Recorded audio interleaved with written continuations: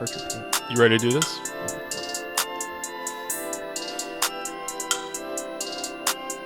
Thinking Basketball Podcast. My name is Ben. Welcome back to another show, and today we are going to talk about, Cody, I think maybe our favorite subject these days. We're going to get into defense.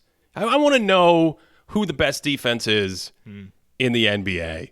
I've been thinking about it. It's been bouncing around in my head, and we need to do our thing where we get on the couch and we talk it out and we figure out what's going on. But before that, I want to do my favorite thing about this week or the league that I'm seeing lately. I don't know. I want to start like a new segment and call it my favorite thing, but this is going horribly, so I'm just going to try it once and we'll figure it out from there.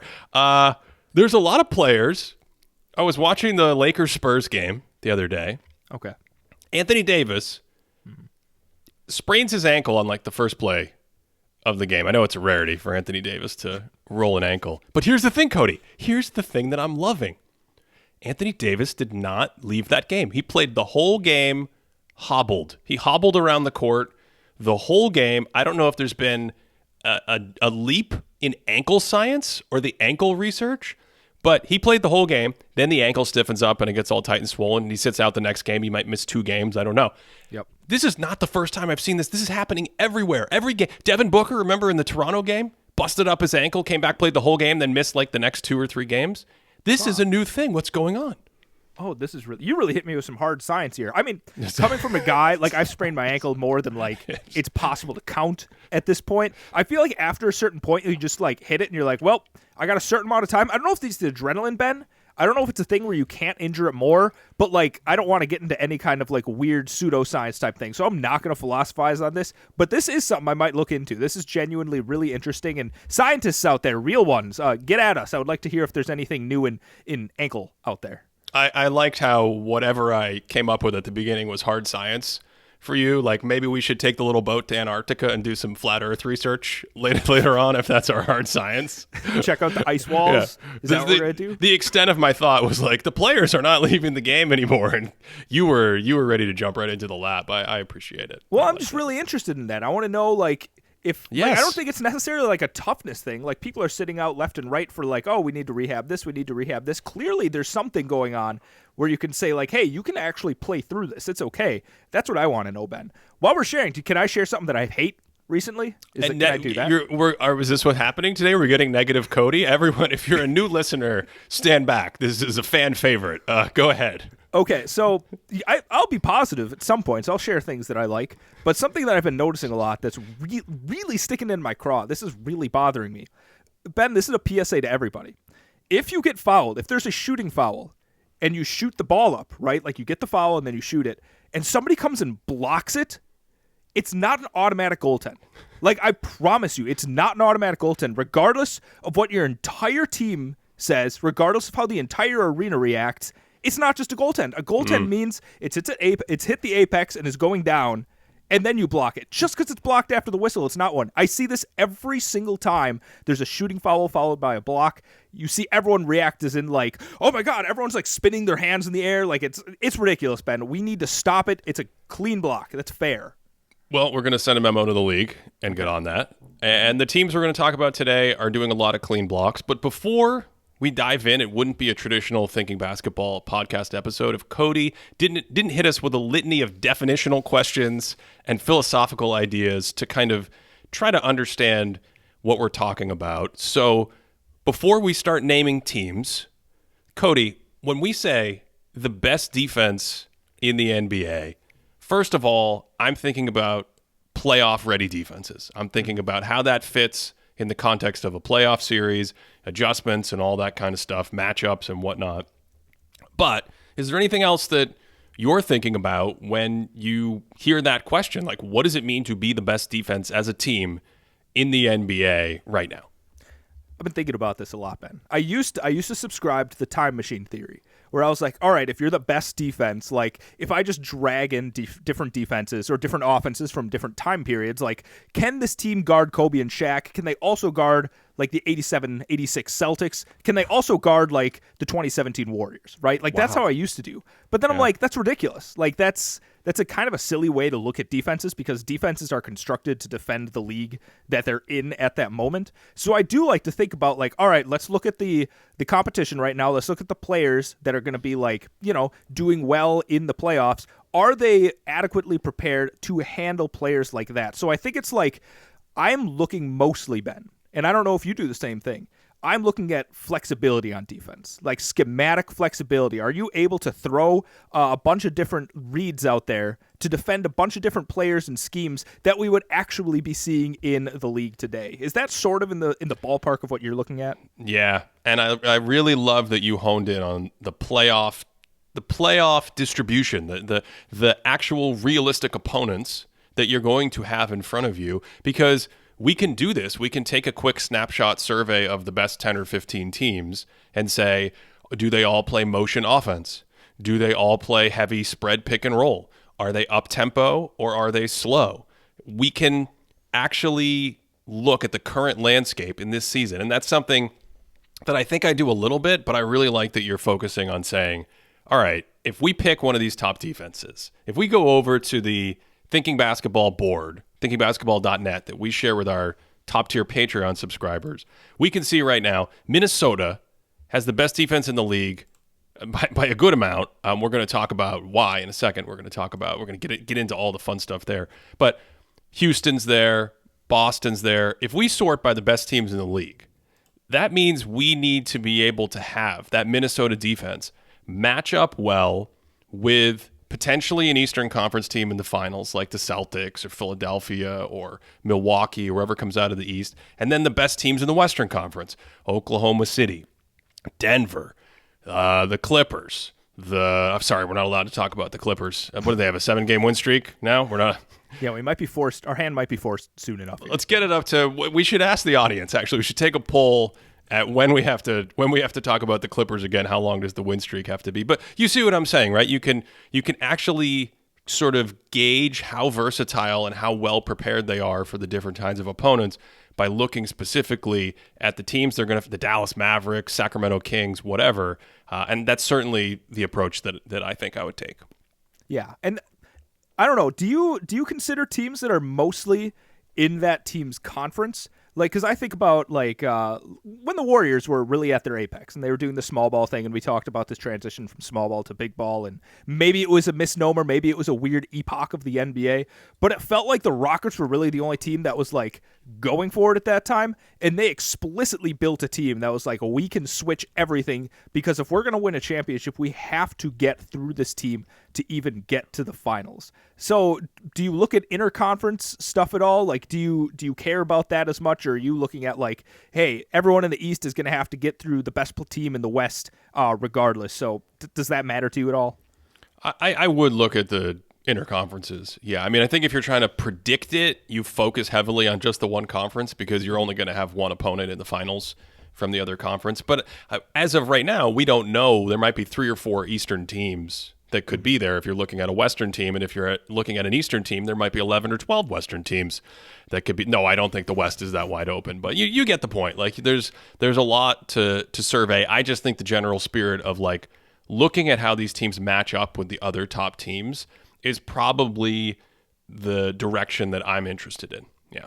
Okay. So we're looking at the leaderboard right now, thinkingbasketball.net. And like you just said, the Timberwolves have the best defense in the league by a mile. I don't know what word I'm trying to say. They're like 8 points ahead of league average. It's 7.7 or something as of today. That's ridiculous. That's a huge number, Ben. So isn't this an open and shut case? Like, why aren't we just looking at this and saying, hey, this is the best numerical team, like by a mile defensively. The Timberwolves are the best defense going forward. Like, why isn't that good enough in your mind? Who's the second best defense in the league on that board? Isn't it the Houston Rockets? Is it currently the Houston Rockets? It is the Houston Rockets. They are 6 points better than the league. So we're going to get to Minnesota, but I will ask you, do you think the Houston Rockets are the second best defense in the league simply because after 23 games, they have posted the second, most efficient defense by defensive rating? I think the Rockets have some interesting defensive pieces. But if I were to actually say, like, if I'm picking teams that I'm going to be most comfortable going into the playoffs with, I'll be honest, Rockets probably aren't in my top. They're probably not in my top 2. I think they're a frisky little defense. I like watching them defensively, but they're not in my top 2. Okay, right. So I think in the same vein, we still don't have the biggest sample size to judge these things. We're interested in high-level competition. We're interested in versatility. Teams have different health. And the big one so far for the Minnesota Timberwolves is shooting luck, okay?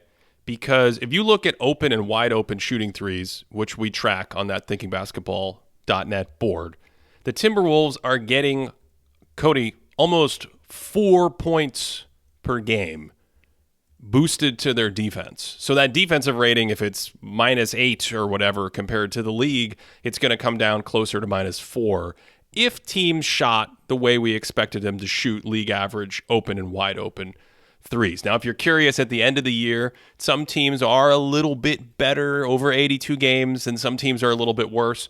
It doesn't always have to regress all the way to league average because, it's the way it's done when you've got Rudy Gobert, Jaden McDaniels closing out at you and screaming on Anthony Edwards yelling across the gym as he closes out on you. Maybe you shoot a little bit worse when you have weaker defenders. Maybe you shoot a little bit better. But that difference is always like 1, maybe 2 points tops. There's a lot of threes that are taken, and when they're open for a reason, and at the end of the year, it doesn't come out to 4 or 5 points a game. Right now, Houston's still at 5 points of game per luck. So if you're deep scouting the Houston Rockets and you're watching them and you're like, okay, Alperen Şengün's been better in the middle, and they've got Ime Udoka, and they've got more, Dylan Brooks, and they've got Jabari Smith is out there. You can see how they're a better defense and how they're solid on that end, but you also might see things that lead you to say, oh, wow, well, that was a soft possession, or they got a lot of open threes in that game, and it just turns out they didn't make those open threes. So the shooting luck is one part of it. The other big one for me early in the season right now is strength of schedule. And that's another thing we try to adjust for and keep track of. And specifically with the Timberwolves, they have played very poor offenses to start the year. And so that's another thing where we are making the calculation as a community relative to the league average. We're saying the Timberwolves are, 7.7 points better than league average or whatever. But if you actually go in and start to look at the offensive rating of the opponents that they've played, league average offensive rating might be 116 points per 100, and the Timberwolves' average offensive opponent might be like 114 or 115 or something like that. So you're picking up more points that way. And that is why in our adjusted defensive rating stat that we publish, Minnesota is not even number 1 in the league, despite having that huge edge in raw defensive rating. So that is why, Cody, my friend, it is not an open and shut case. Why? Okay, can you explain for the listeners just really broadly what is adjusted defensive rating? What goes into that stat? We adjust for shooting luck and we adjust for opponent quality. That is sort of the biggest difference between that and raw defensive rating. I think one of the most difficult things about evaluating defense, Ben, is kind of like what you said. There's a lot of numerical, I don't want to say anomalies, but there's a lot of numerical levers to kind of pay attention to, right? You can't just look at the specific numbers and be like, this team is better because their defensive rating is better, yada, yada, yada. What's really interesting, if you dive into the numbers even more, like Rudy Gobert, rim protector, God mode again this season. He looks incredible protecting the paint. But then you look, and I think just recently, their defense is actually better when he's on the court versus when he's off. For a good chunk of the season, there's a period of time when their defense Do you disagree with me? It's now about a point better. Yeah. Yeah, that's what I'm saying. Is now for the first time the defense is better when he's on the court versus when he's off. But then you tease it out even more, and if you look at the numbers when he and McDaniels are on the court together, they're 7 points better when Gobert's on the court without McDaniels than when we're on together. And there's just when you look at those numbers, right? Because the defensive rating is a 105 when Gobert's on without McDaniels, about 500 minutes. And it's a 111.8 when they're on together. And there's just no way you can look at those numbers and be yeah, that defense definitely better when Jaden McDaniels is on the bench. You can't watch the game and actually think that. So there's a lot of sure, you look at the numbers, and I think the numbers give you kind of a nice baseline. You look at the spread and be all right, maybe we should pay attention to these 15 teams. But then there's also some projection, Ben, right? There's a lot of projection of looking at these guys and being okay, like you just said, what's kind of the tenor of the league? What do offenses look like? What are some of the best teams that they're going to be facing look like? How do we imagine this team going forward and playing them? And maybe that's kind of hard to imagine when you see a team that hasn't played a lot of strong offensive talent so far this season. But I think that's the subjective aspect of this exercise in trying to project who's the best defense is like playing the like theoretical, hypothetical situation where it's like, okay, how good is this defense actually if we put them in a different situation? Yeah, I mean, just to further drive the point home, when both Rudy Gobert and Jaden McDaniels are off the court this season for Minnesota, which is 300 minutes, they have a 108 defensive rating, which is like 7 or 8 points better than the league. And that is because teams are shooting under 30% on their threes in those minutes. And we very much expect once that gets up to 750 minutes or 1,200 minutes or whatever, that it will go back to the more normal 33, 34, whatever the team allows as an opponent three-point shooting number, 35%. So I think we're on the same page in how we come at this. Now let's actually come at it. The Timberwolves this season. First of all, I think let's start in the sort of periphery, if we will. The personnel is a little different than last year. So you had D'Angelo Russell last year for 50-something games as the starting point guard. Now it's Mike Conley. Mike Conley's still a small guard, and he's very much, on the back nine of his career. He's an older player, but he's very smart out there. He has an understanding of what's going on, and so you will see possessions where he's making key rotations and understanding the schemes that they want to run, changing between different coverages and zones and things like that. Nickeil Alexander-Walker, excellent off the bench as a defender. Man defense, length, that is a consistent theme with Minnesota. Anthony Edwards, he was there last year, but he's a year older. So Anthony Edwards this year, the awareness is better. He's just bigger physically, right? He's just starting to fill out. He's turning 20, he's 22 years old now this season.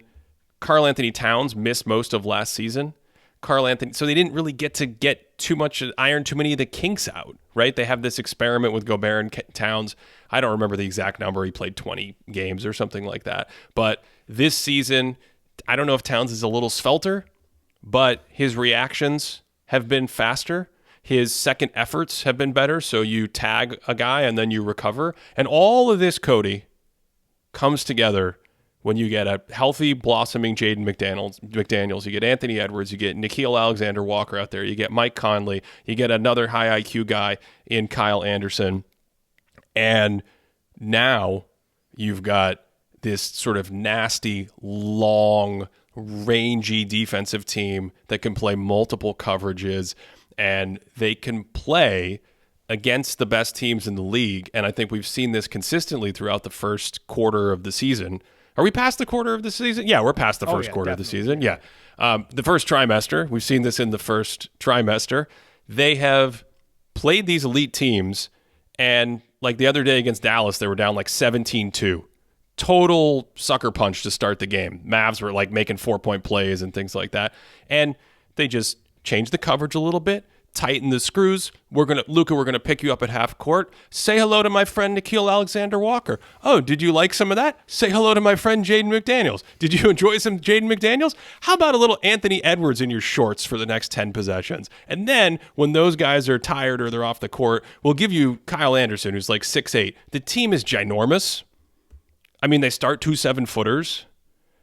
So there's a lot going on there to like. The question is, where does this defense fall between like the average-ish numbers they put up last year and the totally insane elite raw numbers that they have right now?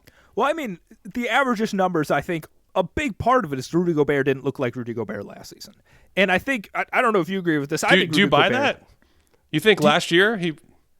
Do you not think that he looked worse last season?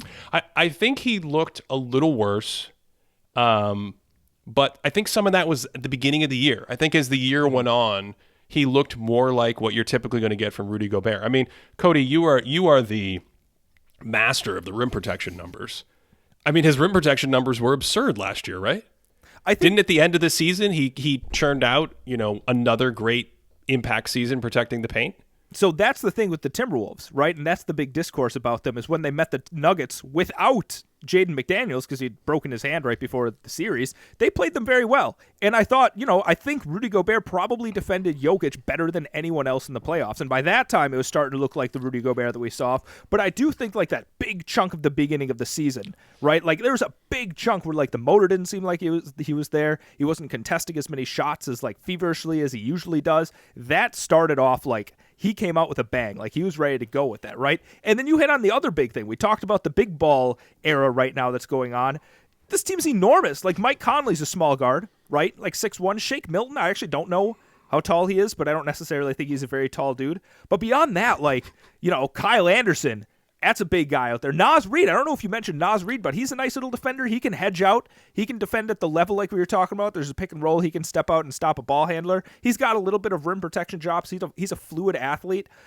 I don't know, man. When we're talking about some of the teams that like rely on size, like if you think about like a Lakers-Timberwolves matchup, if those kinds of teams match up, I think the Timberwolves would be able to match the Lakers basically like pound for pound literally out there.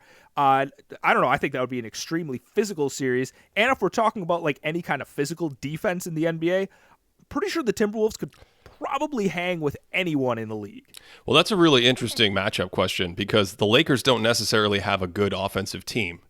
But to go back to what we said at the top, when I start breaking down a playoff series in April or May when the teams match up, one of the immediate things I do is say, let's stick with one side of the ball here. The Timberwolves defense versus the Lakers offense. I don't necessarily care about the Lakers' average offensive rating against the league because that's a number that they generated against the entire league.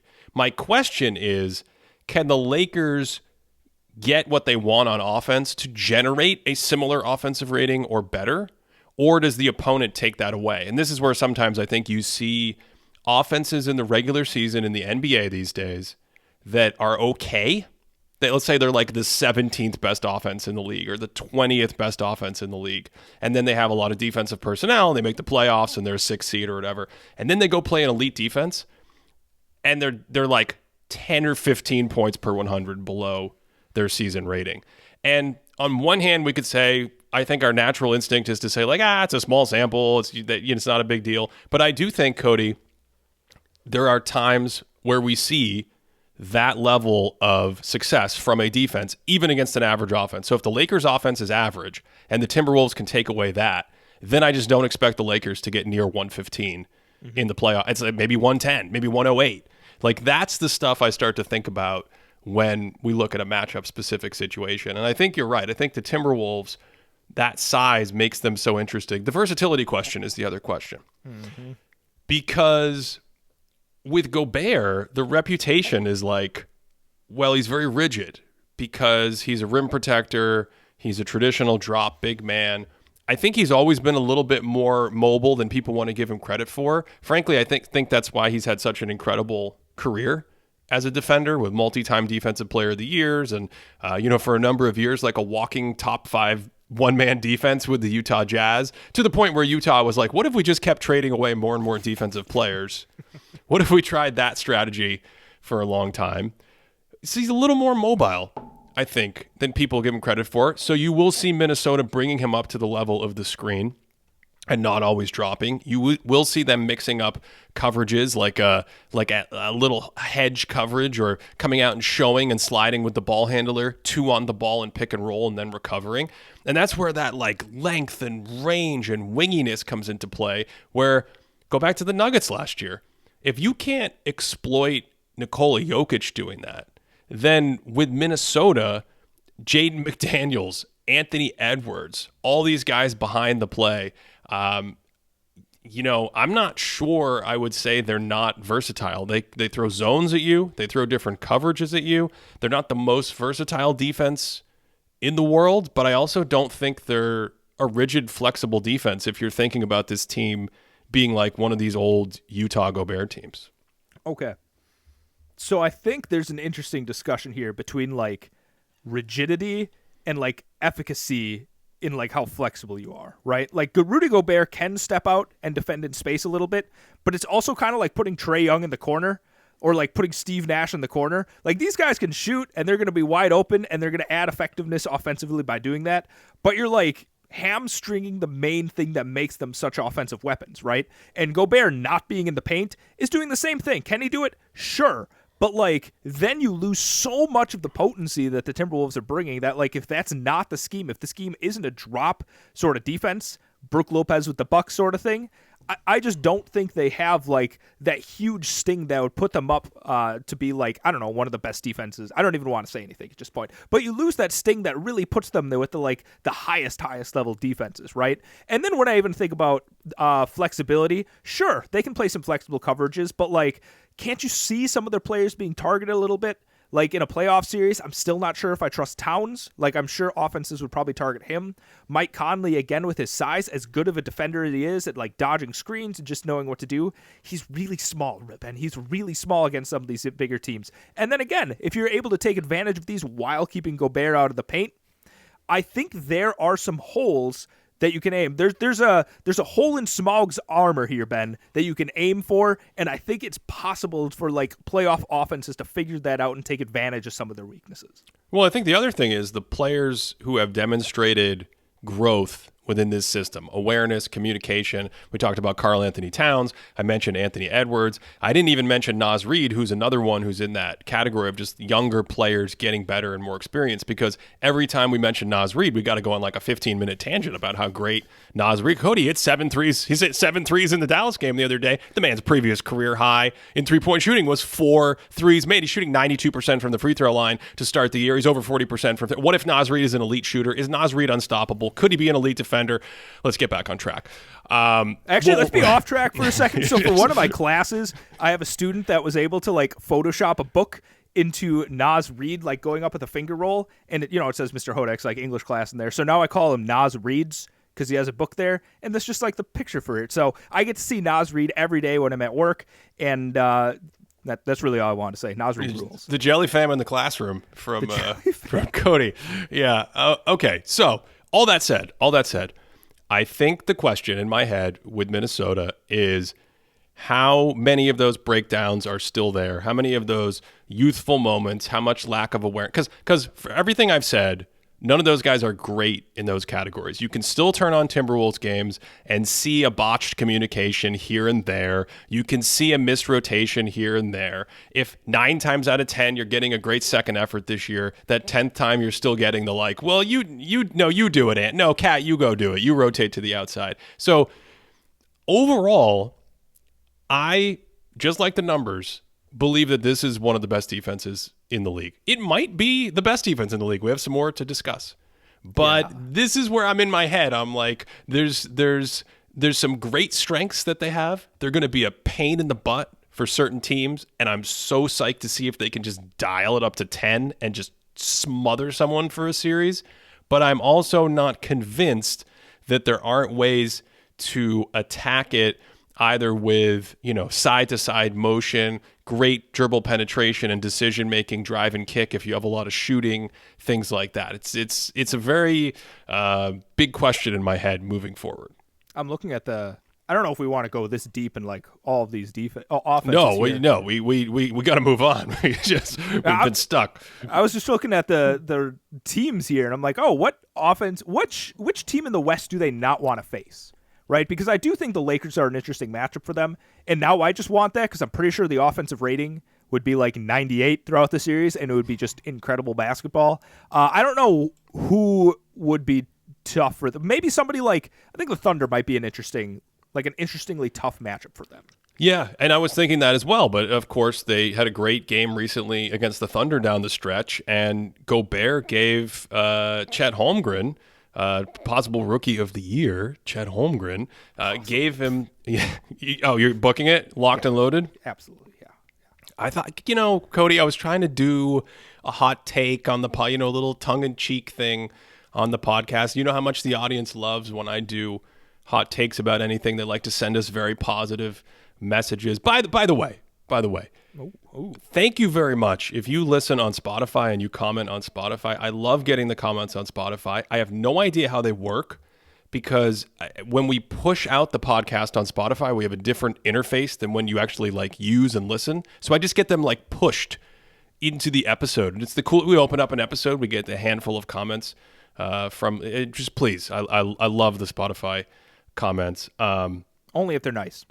Only if they're nice. Usually, yeah. We need a default. We need code for if they just. I did not care for this episode. That's what the code should be. If you have something negative to say. What were we talking about? The Orlando Magic? Yeah. Oh, do you want to talk about the Magic next? I was talking about how Gobert had fared very well against Holmgren, especially down the stretch in the fourth quarter of that game. But their style, it is a style make fight kind of thing where the Thunder playing a bunch of small point guardy type guys, a lot of drive and kick, slash from the outside. That would be a really interesting matchup. I know Minnesota matches up well and gave Denver fits, and I think they just give Denver fits, period. This year, last year, maybe till the end of time. But of course, if you're Minnesota, I'm not sure you want to play Denver.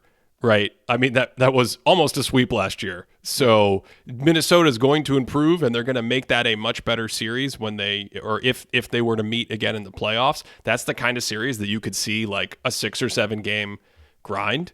But that would be another offense, obviously, that I think could do good work against the Timberwolves defense. You want to talk about the Magic? Well, we've talked lately on this episode, or on this show, excuse me, we've talked about the Magic in some great detail. We've talked about we've done enough for Cody. We've talked about the Los Angeles Lakers defense coming off the NBA Cup in some detail. So I don't want to rehash that.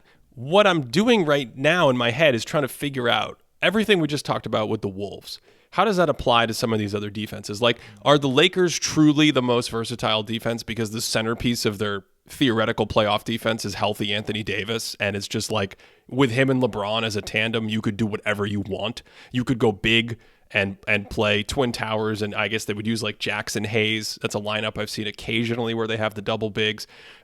Cam Reddish is a huge dude. He's out there hawking point guards, so you can play ginormous, you can play small, you can play switchy, you can play different schemes. We know Darvin Ham will do that. I mean, we didn't get into the coaching on those other two teams. I think the coaching is another element to think about, Cody. How has the coach demonstrated he's going to use these players in different schemes? And when we get to Boston in a second, I'll bring that point up. But, some of these other defenses, are you throwing a Cleveland in there? Who else is in this conversation for you? And how do you think they size up if Minnesota is sort of the standard that we need to beat? Well, man. Cleveland, I think Cleveland is really interesting. I mean, obviously Mobley's out for like 8 to 10 weeks at this point. Would he have like knee surgery or something like that? So if he's not there, obviously the defense just isn't exactly what we want it to be. I think the Grizzlies weirdly have they still have a potential to at least be knocking on the door of this conversation when you have Jaren Jackson, if Marcus Smart comes back and they start coalescing a little bit more. Even with Ja, you think? Even when Ja comes back? He has a history of knocking the defense in the other direction. He does have a history of that, but he's also going to help the offense a lot. And, we know there's like a synergistic idea between like offense, defense, and maybe it takes the burden off some of these guys and you're able to play some of these defensive players a little bit more. And Jaren Jackson isn't as taxed offensively, et cetera, et cetera. I don't want to knock them out because I think like early in the season, their defense looked pretty weak. And I think it's steadily improved throughout the season. As, I think there was a graphic at Sraven, I apologize if I'm mispronouncing your name, on Twitter had this graphic where like the teams that have missed like the most amount of like player minutes throughout the season, and the Grizzlies, without even counting Ja Morant or Steven Adams, because it was like a minimum played like 500 minutes, they were like, I think number 2 in the league. So this is a team that's just been decimated by injuries. And I think when they're fully healthy, I think that defense really could make a nasty swing against the rest of the league. Also a defense that might not even make it into the playoffs, though, at this rate. So, okay, if I just ask you point blank before we talk about the Celtics, do you think either Orlando or the Lakers is a better defense than Minnesota? That's really a tough question. I mean, let's start with the Lakers for a second. It's the Anthony Davis of it all, then. Are we getting the playoff Anthony Davis that we talked about?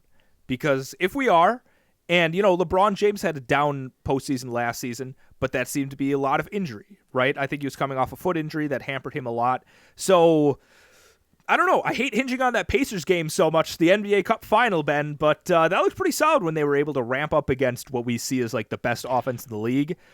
So let's say the jury's out, but I think they're in competition with the Timberwolves. Personally, can I say something really hot? Oh yeah, it's that. Really let's check. We're past the halfway point of the show. Now you can let it all out. I think if the chips fall properly, Ben, I think the Magic might have the highest defensive potential in the league right now this season. Yeah, I have a very hard question for you personally. Does that involve Goga Bitadze starting, or does that involve Wendell Carter Jr. coming back? That's my point. Is when the chips fall, they're both in the rotation. Right? You're going back and forth between them. My idea is also you can have Jonathan Isaac playing like 25, 30 minutes a game. Like if those three guys, the rotation for the bigs.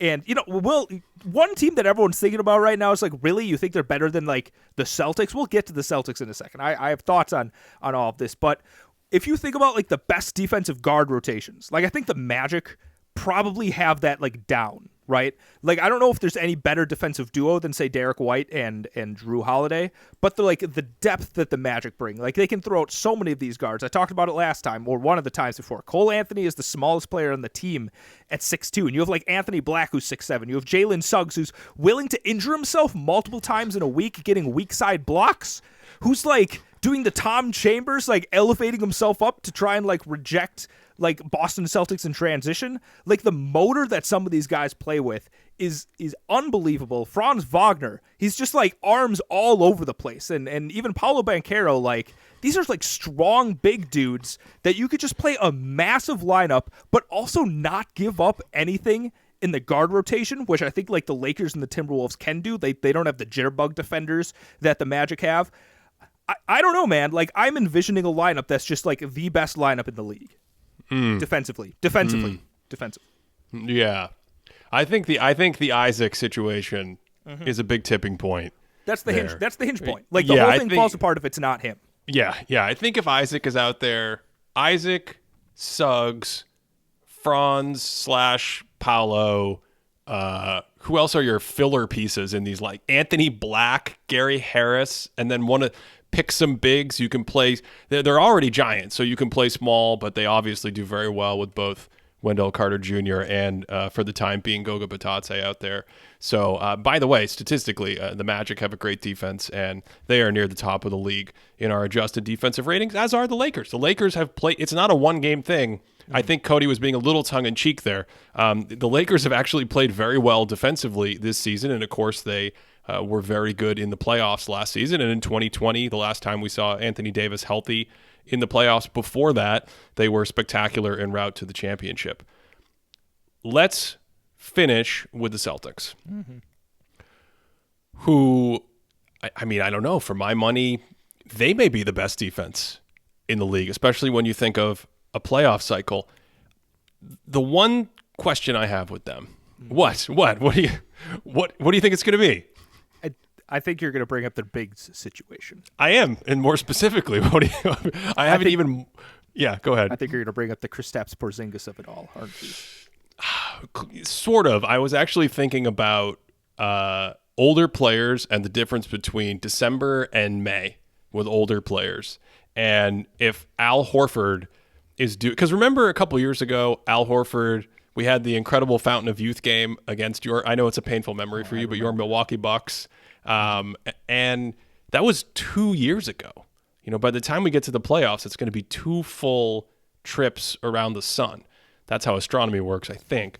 But like you see what I'm saying, right? The Horford and the bigs gives them a certain kind of flexibility that I think is really important with their roster construction, because they've gotten minutes out of like Luke Cornett, but I don't think you're going to get in the playoffs. You're not relying on the Luke Cornett situation to really give you great high-level defensive versatility and performance against different types of teams when you need to run different types of coverages. So I do think Horford's key. And in my head, maybe there's like, if you're just the starting five and you're just Porzingis and you're just in that drop, stay low to the basket situation, I wonder if that can get you a higher ceiling than these other defenses. Okay, so, I brought up Kristaps Porzingis mostly to bring up like just the rotation for the bigs like you just did, right? Like Kata comes off the bench like minimally, but there are times where he's out there. I'm like, this guy's got some chops. Like I'm interested to see who Kata, I think his last name is. What team are we talking about? The Celtics. Okay, yes, all right, yes, I know what you're talking about. Q-U-E-T-A. I apologize, yes. Celtics folk, but I think it's Kata. I think it's sorry. Kata. In my head, he's just number 88. I think this just shows the difference. This is why we play guess that number on this show. Keep going, Cody. But yeah, it's a physical big force that's able to block some shots, and he's played very minimal minutes. But I think my overall point with that is, like, I was watching a Celtics game the other day. I think they were playing the Cavaliers. Lamar Stevens at 6'6" was starting at center, right? And, like, this isn't, like, a huge advantage spacing-wise because this isn't a guy that's going to, like, hit you with, like, the 5-out spacing. He's going to hit some threes and things like that. They just, like, I don't know, if Kristaps Porzingis is injured, and I don't know what's going on with Al Horford in that situation. Their big rotation is just like they do not have flexibility that like the Magic have in terms of like the size they can throw out there for the classic big lineups. But if we're just talking like their starting lineups and we're talking about like a healthy Kristaps Porzingis, I don't know, Ben. I think he's a really interesting defensive force to look at because if we look at just straight up rim protection, shot blocking, things like that, he's pretty fantastic. I think he was better a few years ago. I think he's lost some athleticism after like a series of injuries and just I don't even know how old he is at this point, but he can't be like more than 28, 29, 27. I'm not even sure. But I think the litany of injuries have kind of brought back some of that athleticism. But the length, you can't argue against that, right? When guys are driving into them, he's got a huge protection radius where he's defending the rim. He gets his hands on a lot of blocked shots, especially when he's roaming off ball a little bit more. He does have some weaknesses as a big man, but as a classic like drop defender, this is a guy that you can like, you can somewhat hang your hat on, especially when you have the rest of the defensive personnel surrounding him.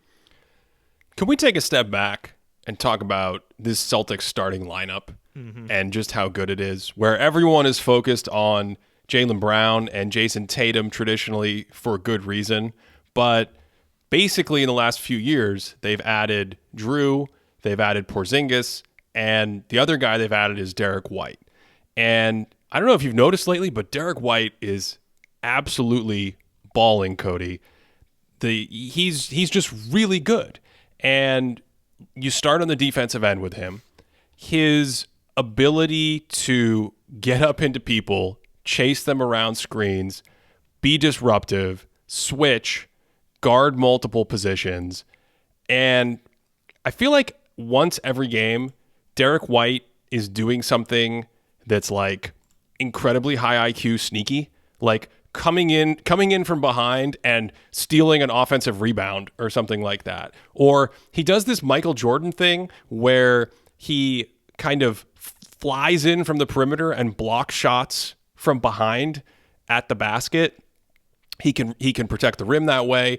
He can fly over that way and get steals. He is just a very slippery, sneaky, versatile, big guard who can protect the rim a little bit, play all over the floor, and that's just sort of like this defensive baseline that he provides right out of the gate. Then you have Kristaps Porzingis, as you mentioned, drop big man, protecting the rim. Last year, I think in Washington was the best year of his career, and he's picked up right where he left off in Boston.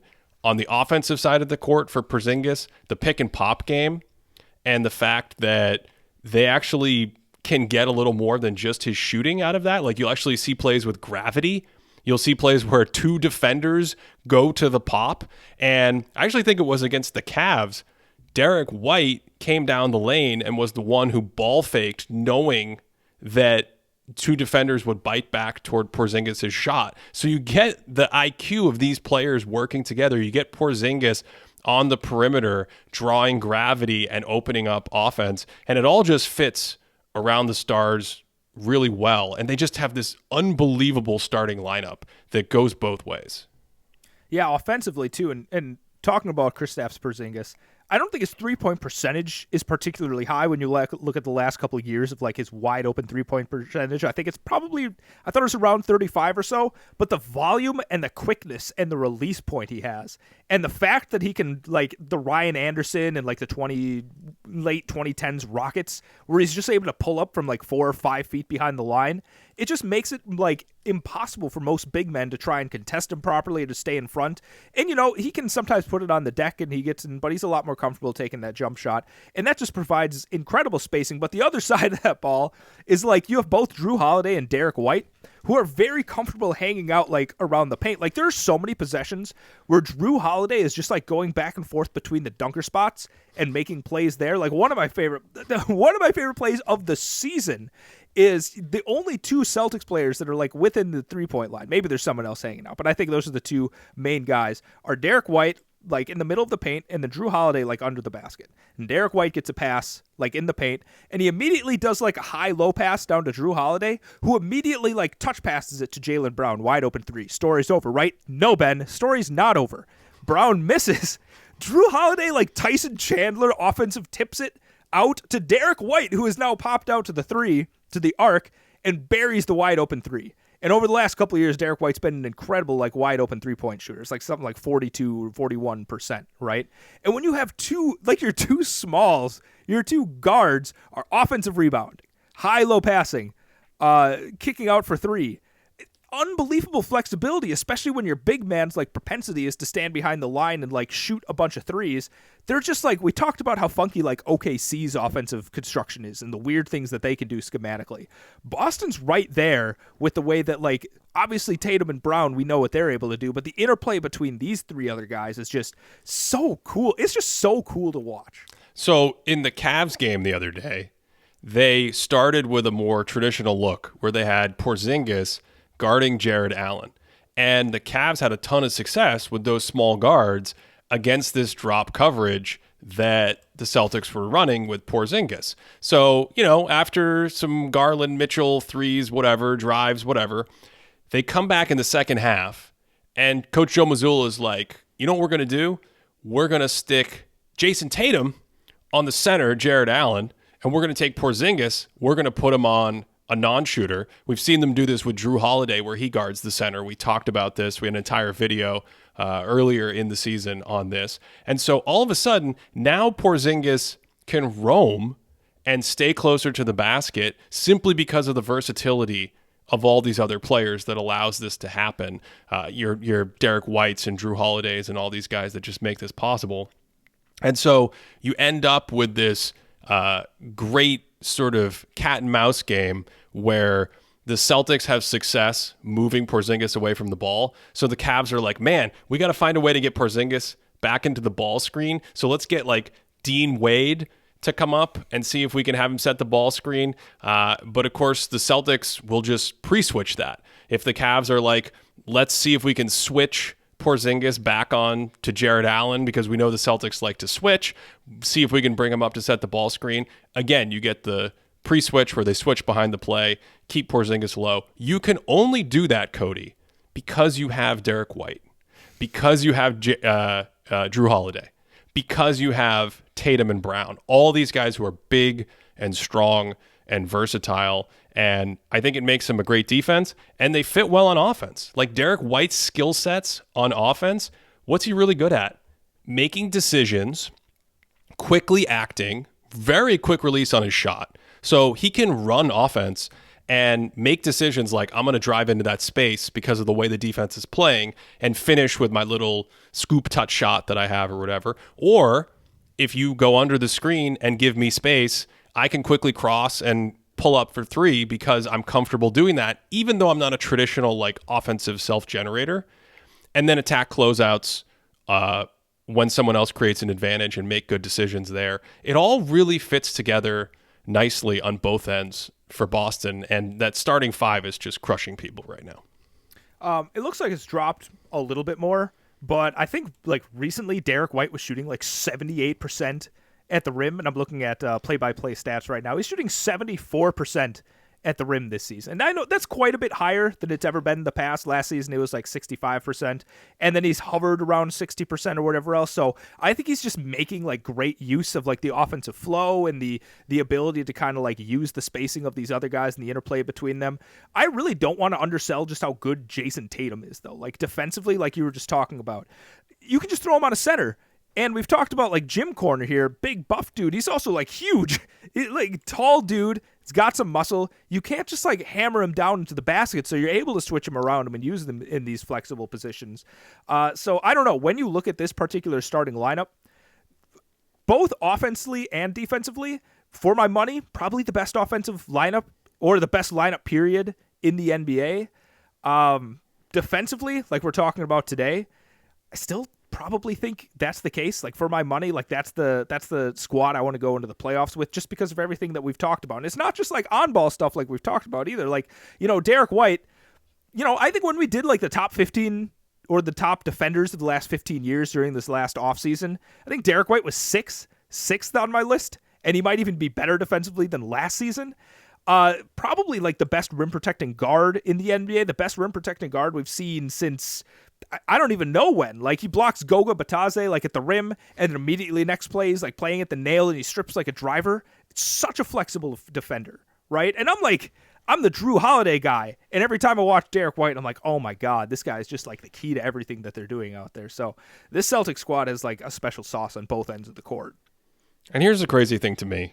We usually don't talk a lot about transactions on this show, but just thinking about how this lineup fits together so well from a basketball standpoint got me thinking about how they were assembled. And it's kind of crazy because Derrick White, he was traded from the Spurs to the Celtics for Romeo Langford, right, who the Celtics drafted, and Josh Richardson, along with a 2022 first-round pick who became Blake Wesley. Blake Wesley, Josh Richardson, Romeo Langford turns into Derrick White, one piece of this five-man unit. Kirstaps Porzingis, the Celtics traded Marcus Smart along with a bunch of other peripheral pieces to essentially acquire Porzingis. I think there's an extra draft pick out there that's still going to be selected from these trades. And then the last piece, of course, was the one that they got this summer, Drew Holiday. And Drew Holiday was acquired for Malcolm Brogdon, Robert Williams, and a 2024 first-round pick. How did the Celtics get Malcolm Brogdon, Cody? The Celtics got Malcolm Brogdon for some people Malik Fitz, Juwan Morgan, Aaron Nesmith was basically the star of that trade, along with Daniel Tice and a draft pick that became Julian Strawther for the Nuggets. And then on the White trade, when I mentioned they shipped out Josh Richardson for him, how did they get Josh Richardson? They got Josh Richardson for Moses Brown, and this is my favorite part of this whole thing. Moses Brown was part of the trade to the Oklahoma City Thunder for Al Horford. So the Celtics were like, here you go. We got to get rid of Kemba Walker and Al Horford. Kemba Walker's basically out of the league. We'll throw in a 16th draft pick that actually became Alperen Şengün, by the way. Cool factoid there. And then we get Al Horford back. So the Celtics were like, how do we get Derrick White? We get Derrick White by going Moses Brown and Al Horford to later on use that to be the key piece along with Romeo Langford to get Derrick White. The whole thing is just incredible general managing. Isn't there like a paperclip thing where it's like, here's a paperclip and I'm going to trade up to get like a car or something like that? This feels like classic, like, I don't even know the name of that, but some like entrepreneurial stuff that they are just handling it perfectly. So all that was a lot of focus on the starting lineup. I think the question for the Celtics is the depth and the bench, and that's where we started with Al Horford. And just sort of whatever defensive versatility they could get out of those players. Do the Celtics have any more players? I mean, Derrick White, Cody, I thought you were going to mention this because I know you love Derrick White. He's on court. The Celtics are plus 14 per 100 when he's on the court this season. And as much as I've liked the contribution of Sam Hauser off the bench and some of the Peyton Pritchard minutes and things like that, I think the question in the playoffs defensively Is it just, are you just relying on those 5 or 6 players because they're super versatile? They have shown that they will try kind of flexible different schemes. But what happens if you meet up with a team that can really kind of puncture the Porzingis situation in the middle? Does Horford have enough? Can they play small ball? Because they really don't play like that too much in the regular season. That's my question for them. Otherwise, I would be more inclined to say, like, of the teams I trust, at least the starting 5, I trust the way that fits the most in terms of versatility, but I'm not sure. I don't know. How do you feel? Just to add some, like, pizzazz to that on-off number, that on number you're talking about with Derrick White, it doesn't matter how you slice it. Like, you can put him with any other teammates on the Celtics. His on and on-off are just ridiculous. Like, they outpace literally everyone. I think if you look at, like, Jaylen Brown, the Celtics might actually be doing better when he's on the bench. And I think, like, most everyone else, like, you see a little bit of an improvement. Like, Jason Tatum's like a +5 on-off, et cetera, et cetera. I think Drew Holiday is probably second on the team right now from what I've seen. But even then, like, Derrick White is just, I don't know, man. He does something special to their offense and defense, like you were saying. So you're right. I should have brought that up. That was my bad. I'll be on top of, like, the on-off game a little bit longer. Well, you're dodging the question here. I see what you're doing. You're deflecting. You're avoiding an answer. Here's my question. We've talked it through. Do you feel like you have a sense of who the best defense in the NBA is? Here's my question back to you about the Celtics, man. So we talked about that maybe there's a weak point in, like, the bigs and whatever else. Looking at the rest of their defensive personnel, how many teams do you think can take advantage of that? Well, that's the question. So if we stick with the East, if they play Philadelphia, that's the first place my mind goes, because it's kind of like, in the past, I felt confident that the Celtics can do things to Embiid. Mm-hmm. But now Philadelphia has a different offense and they have a different coach. And so now my question is, can Embiid do things to the Celtics? And specifically the center situation.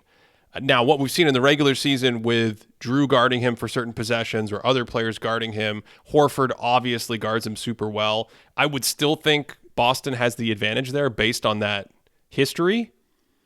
So maybe it's another team. Maybe it's your Milwaukee Bucks and Damian Lillard's pull-up three-point shooting.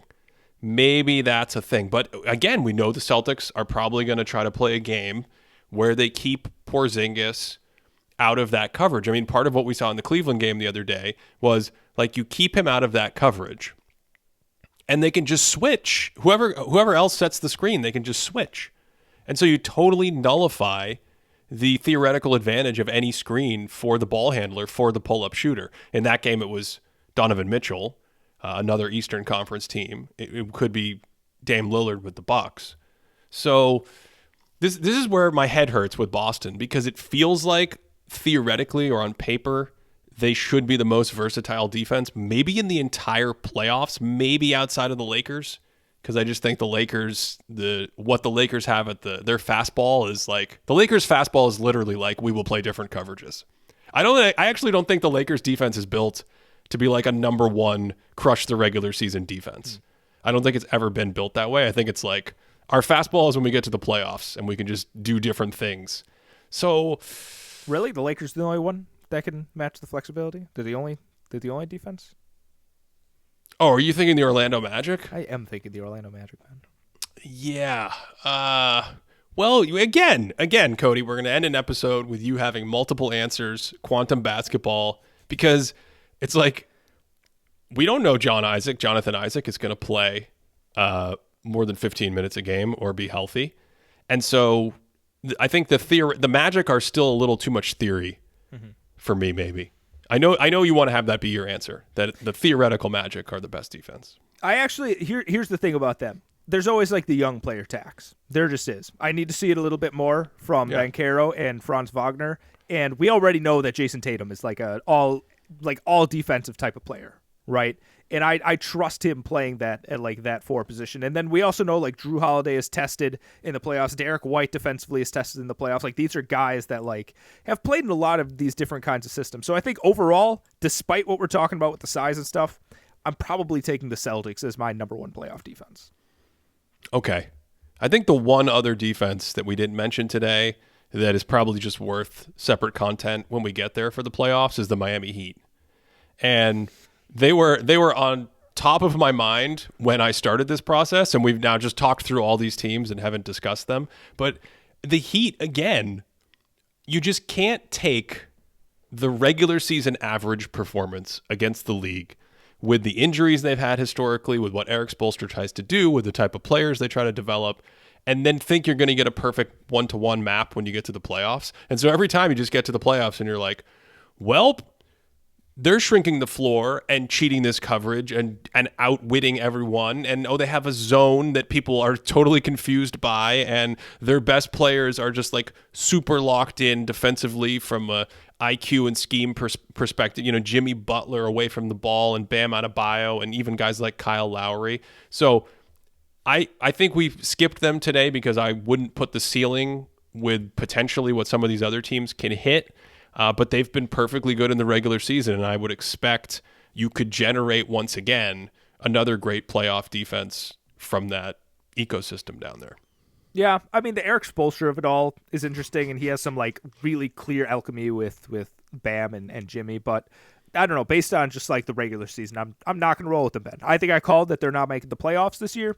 I don't necessarily know if that's going to come true, Ben. I don't know, but I don't fully believe in them quite as much as those lofty statements you were just saying. To support the show, check out patreon.com/thinkingbasketball. That's also where you can get our team and player stat board that we use all the time to research podcasts and videos. We talked about it through the show, patreon.com/thinkingbasketball. Cody, wait a second. We can't let you off the hook. Do you have a final answer that you're going to submit for the record about the best defense in the NBA? Didn't I say the Celtics? I said I would try. Sorry. So you're going You're going Celtics, but Orlando if they have Isaac. The youth of it all is really interesting. Yeah, that's what I think. I think it's hard. Yeah. It's hard to trust that defense. If you in theory, if you could give them one better offensive player that would help them play multiple playoff series, because I think that's still the big question mark. I would have a hard time expecting them to absolutely be the best playoff defense. I think the thing that I'm still trying to figure out here is like the LA Lakers, LeBron and Anthony Davis are incredible defensive players. We talked about, I think even looking at the playoffs from last year, you see some of those games where like Rui's taking Jokic and then Anthony Davis is able to play off ball. They're able to do a lot of this experimenting like you were saying. But like they don't have the defensive guards. Right? Like, I don't know who of their guards are like really strong defensive players, like if any. And then you look at the Magic and they're just stockpiled with them. And I'm like, shouldn't this kind of matter? Like, doesn't this matter a little bit that just like this litany of like guys that want to tackle like the screen navigation and the like one-on-one full court types of pressure and are also really quick?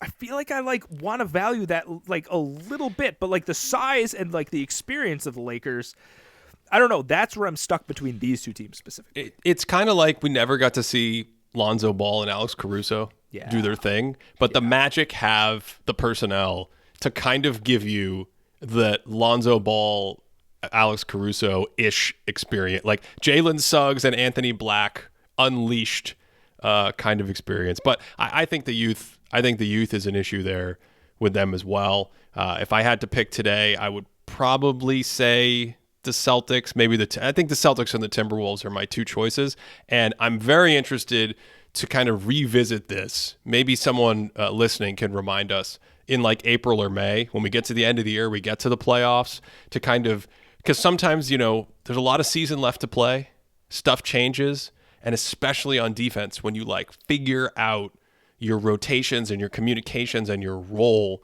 that can click teams into different positions and different levels. And I'm really interested to see where we are in like 3 or 4 months. Does another defense like Toronto's defense has always fascinated me, and I think they're good, but I wouldn't, based on what I've seen, put them in this conversation yet. At the beginning of the year, I thought Brooklyn might have an interesting defense, but that also hasn't coalesced. Yeah, and I think sometimes they try to sneak some extra offensive players on there, and they lose some defense. So anyway, that is it for this one. Thanks as always for listening all the way through, and I do hope you are having a great day.